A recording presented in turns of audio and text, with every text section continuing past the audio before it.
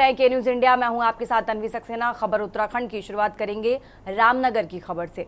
बीते दिवस नगर में आयोजित जुलूस के दौरान हैदराबाद के विधायक अकबरुद्दीन ओवैसी के बयान को वायरल किए जाने पर बजरंग दल ने आपत्ति जताते हुए आरोपियों के खिलाफ कार्रवाई की मांग की है।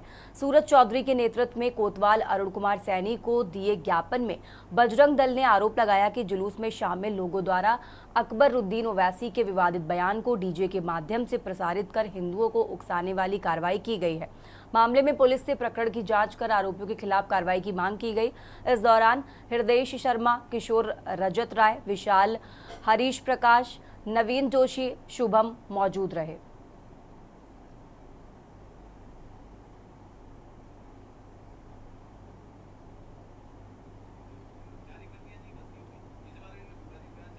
कल रामनगर क्षेत्र में कार्यक्रम आयोजित किया गया और कार्यक्रम के आयोजित होने से रामनगर क्षेत्र में शांति व्यवस्थाएं भंग की गई और उस पूरे कार्यक्रम में रामनगर क्षेत्र और ग्रामीण क्षेत्रों में विवादित बयान जारी किया गया। उस विवादित बयान के माध्यम से हिंदुओं को उकसाने का काम किया गया। उस पूरे घटनाक्रम को लेकर के आज रामनगर कोतवाली में विश्व हिंदू परिषद बजरंग दल के कार्यकर्ता और वाल्मीकि समाज से प्रदेश के सचिव शुभम उत्तम जी और अपने प्रखंड की टोली यहाँ इस कार्यक्रम में उपस्थित हुई। ये इस पूरे घटनाक्रम को लेकर रामनगर कोतवाली आई है। खबरों में आगे बढ़ते हैं। रामनगर से खबर आपको बता रहे हैं, जहां बीती रात कोसी बैराज स्थित मंदिर में बालाजी महाराज को दंडवत प्रणाम करने के बाद राम दरबार की पीतल की मूर्ति, तांबे का लोटा और घंटी पर हाथ साफ करता चल बना। सुबह पूजन अर्चन के करने पहुंचने मंदिर का नजारा देख अशोक कुमार गुप्ता अवाक रह गए। सीसीटीवी फुटेज खंगालने पर चोरी होते देखकर उन्होंने पुलिस को सूचना दी। पुलिस सीसीटीवी फुटेज के आधार पर चोर को तलाश रही है।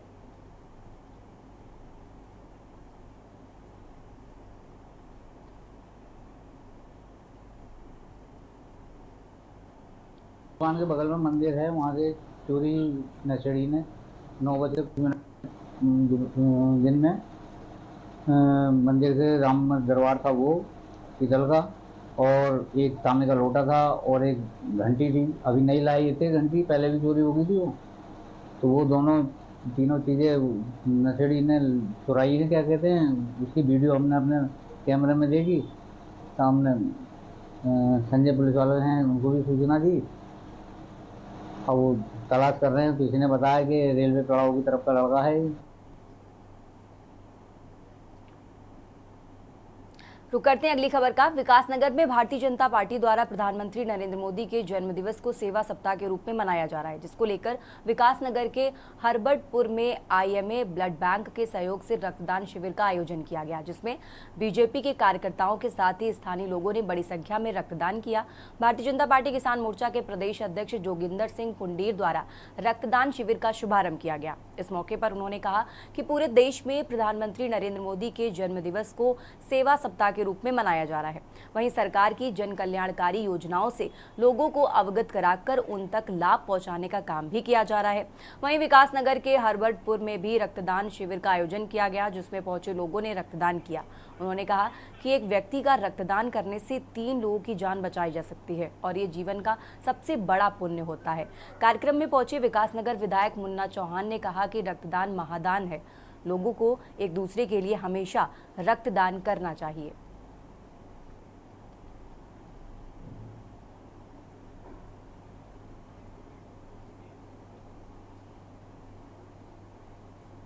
पहले मैं आपका और जितने आज हमारे रक्तदाता आए हैं, रक्तदान महादान, इन सब का धन्यवाद करता हूं।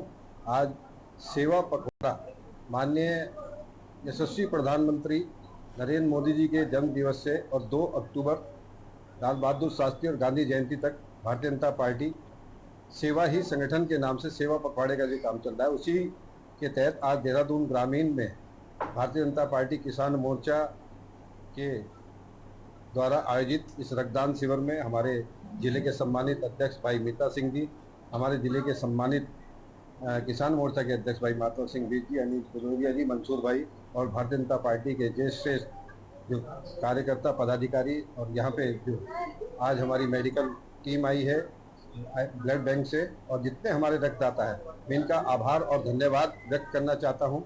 प्रधानमंत्री नरेंद्र मोदी जी के जन्मदिन से हम लोग एक सेवा सप्ताह के रूप में पूरे देश भर में मनाते हैं। और मोदी जी का ये अपेक्षा भी रहती है पार्टी के कार्यकर्ताओं से, उनका हमेशा कि मेरे जन्मदिन को कोई फूल माला फलाना ढिमकाना ये सबसे नहीं, बल्कि यदि मनाना चाहते हैं तो जनता की सेवा करके मनाएं। तो इसलिए पार्टी उसे सेवा सप्ताह के रूप में मनाती है। बढ़ते हैं आगे खबरों में। दर्शनी गेट में नगर निगम द्वारा नोटिस चिपकाने को लेकर व्यापारियों में आक्रोश देखने को मिला, जिसको लेकर दून वैली महानगर व्यापार मंडल जिलाधिकारी देहरादून पहुंचे और अपना ज्ञापन सौंपा। इस दौरान मंडल अध्यक्ष पंकज मिसौन ने कहा कि नगर निगम द्वारा जो हटाए जाने का नोटिस लगाया गया है वो गलत है, क्योंकि वहां पर साल 1947 से लोग रह रहे हैं और व्यापार भी कर रहे हैं। ऐसे में करीब 1500 लोग नगर निगम के द्वारा हटाए जाने पर सड़क पर आ जाएंगे। इसलिए हमारी मांग है कि वहां पर नगर निगम कोई ड्राइव ना चलाए।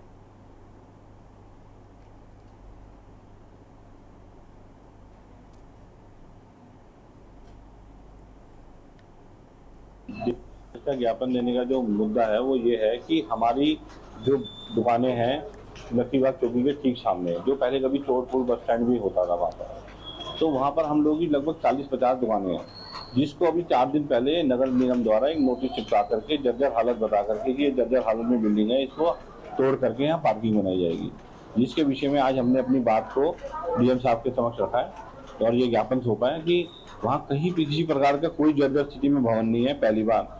दूसरा, वहाँ जो लोग हैं वो 1947 से वहाँ पर अपना कारोबार कर रहे हैं। लगभग अगर कहीं कोई दिक्कत और परेशानी इन दुकानदारों के साथ आती है तो ये समझ लो कि 1-2 परिवार हाथ नहीं हो रहे उससे, या 10-20 आदमी हाथ नहीं हो रहे। वहाँ कम से कम 1200 से 1500 लोग सड़क पे आने की कगार पे आ जाएंगे अगर उनके साथ जरा से भी कोई दिक्कत प्रशासन द्वारा वहाँ कोई ड्राइव चलाई जाएगी तो। उत्तराखंड की खबरों में आगे बढ़ते हैं। हरिद्वार पुलिस को बड़ी कामयाबी हाथ लगी है। हरिद्वार एसएसपी के निर्देशन में लगातार चेकिंग अभियान चलाया जा रहा है।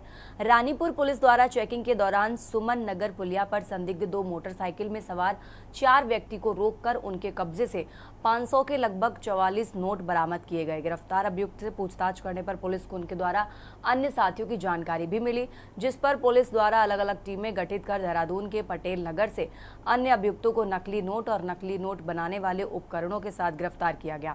अभियुक्तों के पास से लगभग 2,25,000 के नकली नोट बरामद हुए। सभी आरोपी उत्तर प्रदेश के रहने वाले हैं। एक अभियुक्त आर्मी की नौकरी छोड़कर जाली नोट छापने का काम कर रहा था। अभियुक्त लैपटॉप में स्कैन कर 500 के असली नोट से जाली नोट तैयार कर रहे थे और इन नकली नोटों को अपने साथियों के माध्यम से देहरादून और हरिद्वार के बाजार में चलाते थे।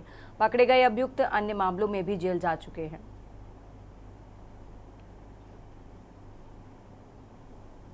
चेकिंग के दौरान रानीपुर में सुमन नगर के पास में चेकिंग के दौरान जो 2 लोगों को पुलिस के द्वारा रोका गया था। जो संदिग्ध व्यक्ति थे, इनसे जब इनकी चेकिंग की गई तो इनसे कुछ जो नोट हैं 500 के जो नोट हैं वो नकली नोट प्राप्त हुए थे। पुलिस के द्वारा जब इनके और इनके साथियों के बारे में पूछताछ की गई तो सभी को करते हुए करीब 5 लोग इसमें पुलिस ने अभी तक अरेस्ट किए हैं। इसमें जो मुख्य अभियुक्त है 6 अभियुक्त इसमें अरेस्ट किए गए हैं और इसमें जो मुख्य अभियुक्त है वो पूर्व में यहाँ पर एक कंपनी में काम करता था, उसके द्वारा ही इन लोगों को जोड़ा गया था।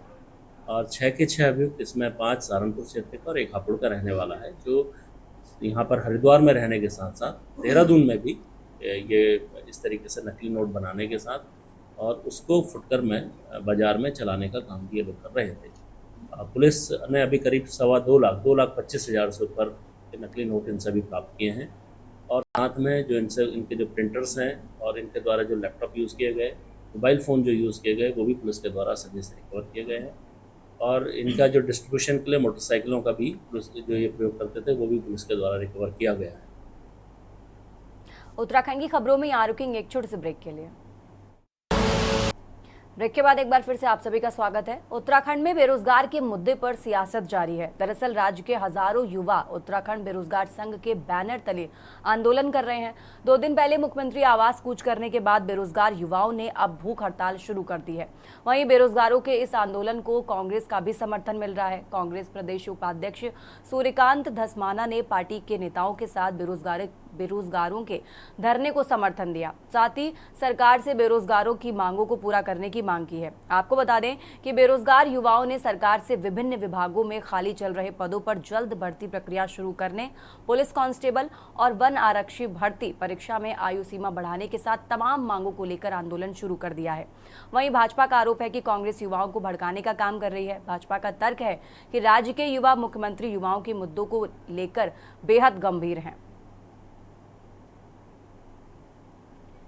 हमारे भूख हड़ताल का दूसरा दिन है और हमारी मुख्यतः 4 से 5 मांगे हैं। हमारी जो सबसे पहली मांग है वो ये है कि उत्तराखंड पुलिस कांस्टेबल में 8 साल बाद भर्ती आ रही है। ऐसे में जो है प्रदेश के लाखों युवा उम्र सीमा को लेकर परेशान है। उत्तराखंड की धामी सरकार की टेंशन कम होने का नाम नहीं ले रही है। दरअसल राज्य में सरकार के खिलाफ आक्रोश कम होने का नाम नहीं ले रहा है। इसी कड़ी में अब बेरोजगार युवाओं ने भी सरकार के खिलाफ मोर्चा खोल दिया है। बेरोजगार युवाओं ने अपनी 5 सूत्रीय मांगों को जल्द पूरा करने की मांग की है। इसके तहत बेरोजगार युवाओं ने सरकार से विभिन्न विभागों में खाली चल रहे पदों पर जल्द भर्ती प्रक्रिया शुरू करने, पुलिस कांस्टेबल और वन आरक्षी भर्ती परीक्षा में आयु सीमा बढ़ाने के साथ ही तमाम मांगों को लेकर आंदोलन शुरू कर दिया है। बेरोजगार युवाओं ने धामी सरकार पर वादा खिलाफी का भी आरोप लगाया है। वहीं कांग्रेस ने भी बेरोजगारों के आंदोलन को समर्थन देते हुए भाजपा सरकार में सबसे ज्यादा बेरोजगारी बढ़ने का दावा किया। आज हमारे भूख हड़ताल का दूसरा दिन है और हमारी मुख्यतः 4 से 5 मांगे हैं। हमारी जो सबसे पहली मांग है वो ये है कि उत्तराखंड पुलिस कांस्टेबल में 8 साल बाद भर्ती आ रही है। ऐसे में जो है प्रदेश के लाखों युवा उम्र सीमा को लेकर परेशान है। तो हम चाहते हैं कि इसमें तत्काल जो है 18 से 28 वर्ष इसमें उम्र सीमा हो उत्तराखंड पुलिस कांस्टेबल भर्ती में। इसके अलावा जो दूसरी हमारी मुख्यतः मांग है वो ये है कि हम चाह रहे हैं कि ऊर्जा विभाग की जो भर्ती है उसमें जेई और टीजीटी के जो है हजारों पद खाली हैं उनकी विज्ञप्ति तत्काल जारी की जाए। इसके अलावा जो तीसरा हमारा बड़ा मुद्दा है वो ये है कि असिस्टेंट प्रोफेसर भर्ती में जो एपीआई प्रणाली है उसको तत्काल जो है हटाया जाए। और इसके अलावा जो संविदा का मुद्दा है, संविदा नियमितीकरण का जो मुद्दा है उसको लेकर हम चाह रहे हैं कि संविदा कर्मियों का नियमितीकरण ना हो बल्कि उनको वेटेज दिया जाए, बेरोजगारों के साथ उनकी लिखित परीक्षा हो और उसी लिखित परीक्षा के माध्यम से उनका सिलेक्शन हो। हालत खराब है पूरे प्रदेश के अंदर रोजगार की। पिछले 7 वर्षों से जब से भारतीय जनता पार्टी की सरकार इस राज्य में आई है, बेरोजगारी जिस स्तर पे पहुंच गई है, चरम पर है। जब से देश आजाद हुआ तब से लेके अब तक जब हम उत्तर प्रदेश में थे और राज्य बनने के 24 वर्षों में इतनी बेरोजगारी उत्तराखंड में कभी नहीं हुई जो आज भारतीय जनता पार्टी की डबल इंजन की सरकार में देखने को मिल रही है। चरम पर बेरोजगारी। पुलिस में भर्ती, कमाल की बात यह है 8 वर्ष से भर्ती नहीं खुली। जो नौजवान 18, 19, 20 साल की उम्र में पुलिस में जाना चाहता था आज वो ओवर एज हो गया, उसको मौका ही नहीं है, अवसर ही नहीं है कि अगर पुलिस की भर्ती भविष्य में खुलेगी। पहले तो खुलेगी नहीं, मुझे लगता नहीं है खुलेगी, क्योंकि 3, 4, 5 बार ये कह चुके हैं कि हम खोल रहे हैं, अध्याचन के लिए भेज रहे हैं, फलाना कर रहे हैं, लेकिन अल्टीमेटली वो भर्ती होती नहीं। अगर हो भी जाएगी तो जो नौजवान आज से 7 साल पहले एलिजिबल था आज वो एलिजिबल ही नहीं है, उसके तो ओवर एज हो गया।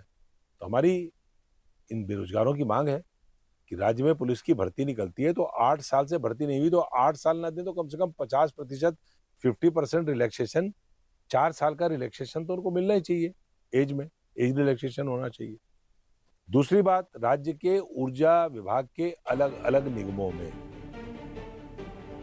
आपको बता दें कि उत्तराखंड में विभिन्न सरकारी सहायतित और सार्वजनिक उपक्रमों में अधिकारियों और कर्मचारियों के करीब 65,000 से ज्यादा पद रिक्त चल रहे हैं, जिन्हें भरने का प्रयास किया जा रहा है। वहीं बेरोजगारों के इस आंदोलन के बीच उत्तराखंड अधीनस्थ सेवा चयन आयोग ने अलग अलग विभागों के कुल 4,865 पदों पर भर्ती परीक्षा की तिथि घोषित कर दी है। वहीं भाजपा का आरोप है कि कांग्रेस युवाओं को भड़काने का काम कर रही है। भाजपा का तर्क है कि राज्य के युवा मुख्यमंत्री युवाओं के मुद्दों को लेकर बेहद गंभीर है। धामी सरकार में रिकॉर्ड 16,000 से ज्यादा नियुक्तियां दी गई हैं। इसके अलावा भी हजारों भर्ती परीक्षा आयोजित की जा रही हैं। वहीं कांग्रेस का कहना है कि सरकार के दावे हवा हवाई है। भाजपा के राज में बेरोजगारी अपने चरम पर है। देखिए, ये सरकार जो कह रही है कि हमने 16 से ज्यादा हजार वैकेंसी या रोजगार दे चुके हैं, ये सब खोखले वादे हैं। ये सिर्फ दिखावा है, ये छलावा है। ये बेरोजगारों के साथ जो है एक छलावा उन्हें बेमतलब का डेटा कहीं से भी उठाकर दे दिया जाता है। मैं ये कहता हूं कि जितनी भी भर्ती विज्ञापन आए, ये कह रहे हैं कि 16,000 भर्ती या रोजगार हमने दिए हैं, जितने भी भर्ती विज्ञापन आए ये बताइए आप अभी तक किसकी ज्वाइनिंग दे चुके हैं? क्या 16,000 ज्वाइनिंग हो चुकी है? इनसे जरा ये सवाल पूछिए। जितने भी भर्ती विज्ञापन इनके कार्यकाल में आए, मैं आपको गिनती से बता दूंगा कि 16,000 छोड़िए, मुश्किल से 4 या 5,000 ज्वाइनिंग भी नहीं हुई होंगी अभी। तो ये डेटा तो दे देते हैं कि हमने इतनी भर्तियां जारी कर दी, लेकिन उसमें रोजगार वास्तव में मिला या नहीं, ये भी तो चिंतन का विषय है, ये भी तो देखना होगा हमें। तो ये सिर्फ छलावा है और ये गुमराह किया जा रहा है लोगों को। देखिए, कांग्रेस बेरोजगार युवाओं की भावनाओं से खिलवाड़ बंद करे, उनको बहकाना बरगलाना बंद करे, उनका दुरुपयोग बंद करे। युवाओं के साथ राजनीति नहीं होनी चाहिए। जिस प्रकार माननीय मुख्यमंत्री जी लगातार प्रयासरत हैं और लगातार युवाओं को रोजगार दे रहे हैं, उत्तराखंड में कितने नए रोजगार सृजित हुए हैं, उन सबको देखते हुए मेरा युवाओं से आह्वान है कि वो आंदोलन न करें और देखें कि उनके मुख्यमंत्री उनके लिए लगातार कितना प्रयास कर रहे हैं। केवल सरकारी क्षेत्र में नहीं, निजी क्षेत्र में माननीय मुख्यमंत्री जी ने, चाहे पर्यटन का क्षेत्र हो, साहसिक पर्यटन का क्षेत्र हो, आप देखिए स्वयं वो राफ्ट में बैठकर और उन्होंने 15-16 किलोमीटर तो राफ्टिंग की और ये संदेश दिया कि आइए इस क्षेत्र में भी युवा बहुत अच्छे से जो है पैसा कमा सकते हैं, बहुत अच्छा रोजगार सृजन कर सकते हैं। कांग्रेस तो केवल और केवल राजनीति करना चाहती है, युवाओं के कंधे पर रखकर बंदूक चलाना चाहती है। मेरा कांग्रेस के नेताओं से भी निवेदन है कि इन भोले भाले युवाओं को ना बहकाएं और उनको स्वरोजगार करने दें, उनको रोजगार के लिए जो है काम करने दें, आंदोलन में उनका कीमती समय नष्ट ना करें। देखिए, मुख्यमंत्री जी जो रोजगार के दावे कर रहे हैं उसकी पोल तो अपना बेरोजगार खोल रहे हैं। वो लगातार धरना प्रदर्शन कर रहे हैं, बड़े आंदोलन के लिए बाध्य हैं और इसीलिए आंदोलन के लिए बाध्य हैं कि सरकार झूठे दावे कर रही है, धरातल पर बेरोजगारों को रोजगार नहीं मिल रहा है, सरकार बार बार बड़े बड़े विज्ञापन छपवा रही है, तो फिर बेरोजगारों को धरना प्रदर्शन क्यों करना पड़ रहा है? इसीलिए कि सरकार के दावे झूठे हैं, लगातार पलायन हो रहा है। पलायन आयोग की रिपोर्ट उसकी तस्वीर अपने आप खोल रही है और बेरोजगार संतुष्ट नहीं है, क्योंकि तमाम बेरोजगार तो ओवर एज हो गए हैं 7 सालों में। उनको 7 साल पहले जो रोजगार मिल जाने चाहिए थे उसके लिए उन्हें अभी तक संघर्ष करना पड़ रहा है। तो जो लोग ओवर एज हो गए हैं उनके लिए सरकार के पास क्या योजना है, ये भी बेरोजगारों को बतानी चाहिए। और बेरोजगार सरकार से लंबे समय से बातचीत की मांग कर रहे हैं, पेपर लीक प्रकरण में सीबीआई जांच की मांग कर रहे हैं, अभी भी घपले पे घपले हो रहे हैं। तो इसकी सही तस्वीर तो आप बेरोजगारों से पूछिए कि सरकार झूठे दावे क्यों कर रही है, और सरकार को अब बाज आना चाहिए झूठे दावों से, धरातल पर बेरोजगारों को रोजगार दे करके दिखाए, तभी जाकर के तस्वीर बदलेगी। कुल मिलाकर राज्य में एक बार फिर बेरोजगारी पर हंगामा शुरू हो गया है। विपक्ष के साथ ही अब बेरोजगार युवाओं ने सरकार की टेंशन को बढ़ा दिया है।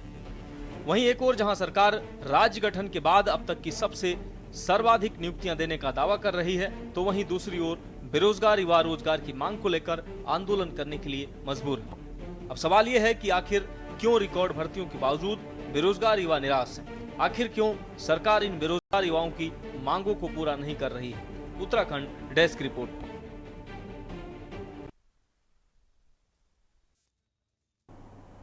रुक करते हैं अगली खबर का। उत्तराखंड हाईकोर्ट ने राज्य आंदोलनकारियों उत्तराखंड सरकार के द्वारा 10% क्षेत्रीय आरक्षण देने संबंधित एक्ट को चुनौती देती जनहित याचिका पर सुनवाई करते हुए राज्य सरकार को नोटिस जारी कर 6 हफ्तों के भीतर जवाब पेश करने को कहा है। कोर्ट ने यह भी पूछा कि आरक्षण किस आधार पर तय किया जाएगा, उसका भी डेटा पेश करें।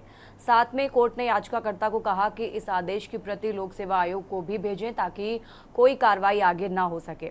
सुनवाई के दौरान कोर्ट ने तत्काल इस एक्ट पर रोक लगाने से इनकार कर दिया। हुई सुनवाई पर याचिकाकर्ता के द्वारा कहा गया कि पूर्व में इस मामले पर कोर्ट अहम फैसला देते हुए कहा था कि राज्य सरकार राज्य आंदोलनकारियों को आरक्षण नहीं दे सकती, क्योंकि राज्य के सभी नागरिक राज्य आंदोलनकारी थे। इस आदेश को राज्य सरकार ने सर्वोच्च न्यायालय में चुनौती तक नहीं दी। अब सरकार आरक्षण देने के लिए 18 अगस्त 2024 को कानून बना दिया, जो उच्च न्यायालय के आदेश के खिलाफ है। इसका विरोध करते हुए राज्य के महाधिवक्ता द्वारा कहा गया कि राज्य को इसमें कानून बनाने की पावर है। सर्वोच्च न्यायालय ने आर्थिक रूप से कमजोर वर्ग के लोगों के लिए नई आरक्षण नीति तय करने का आदेश दिया। वर्तमान में राज्य की परिस्थितियां बदल गई हैं, उसी को आधार मानते हुए राज्य सरकार ने 18 अगस्त 2024 को आरक्षण संबंधी कानून बनाया है। इसी के आधार पर लोक सेवा ने पद सृजित किए हैं। आपको बता दें कि देहरादून के भुवन सिंह समेत अन्य ने हाईकोर्ट में जनहित याचिका दायर कर इस नए एक्ट को असंवैधानिक बताते हुए इसको निरस्त करने की मांग की है। जनहित याचिका में उनके द्वारा कहा गया कि 2004 में राज्य आंदोलनकारियों को 10% आरक्षण 36 आरक्षण दिया गया था। इस आदेश को हाईकोर्ट में चुनौती मिली। हाईकोर्ट ने इसी सरकारी आदेश को 2017 में असंवैधानिक करार दे दिया। इसके बाद उत्तराखंड सरकार 18 अगस्त 2024 को इस आदेश के खिलाफ एक्ट लेकर आई और राज्य आंदोलनकारियों को 10% आरक्षण देने का निर्णय ले लिया। उनके द्वारा इस एक्ट को निरस्त करने की मांग की गई और एक्ट को असंवैधानिक बताया गया। पहले भी कोर्ट ने इसे दिए जाने के मामले को रद्द किया था।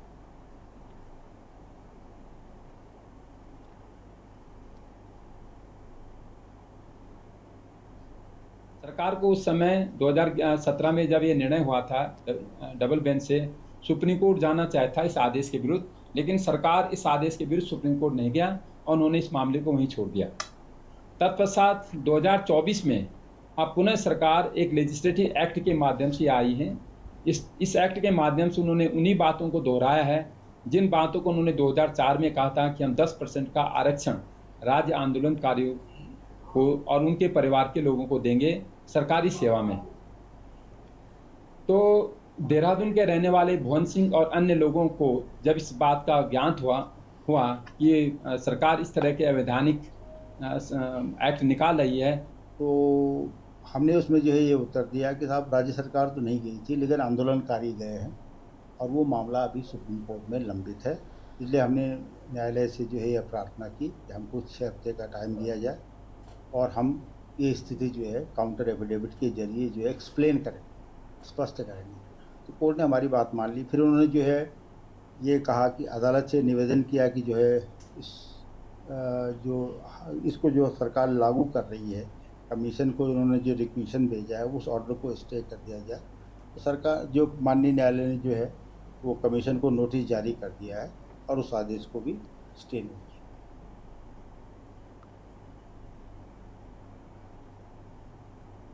खबर उत्तराखंड में फिलहाल इतना ही। आप देखते रहिए के न्यूज़ इंडिया।